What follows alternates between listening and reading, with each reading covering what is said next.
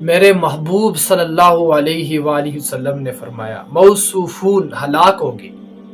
موصوف کے معنی ہے وہ شخص جو یہ کہتا رہتا ہے سوف اتوب، میں عنقریب جلد ہی توبہ کر لوں۔ لہٰذا انسان کو چاہیے کہ وہ ہر گھڑی اللہ سے توبہ کرتا رہے تاکہ موت آئے تو وہ توبہ کر کے گناہ سے پاک ہو چکا، کیونکہ اللہ کا فرمان ہے وَهُوَ الَّذِي يَقْبَلُ التَّوْبَةَ عَنْ عِبَادِهِ وَيَعْفُو عَنِ السَّيِّئَاتِ، وہ اللہ اپنے بندوں کی توبہ قبول کر لیتا ہے اور ان کی خطائیں معاف کر دیتا ہے۔ توبہ یہ ہے کہ انسان اپنے دل میں گناہ پر نادم ہو، زبان سے استغفار کرے اور آئندہ کے لیے عہد کرے کہ وہ یہ گناہ کبھی نہیں کرے گا۔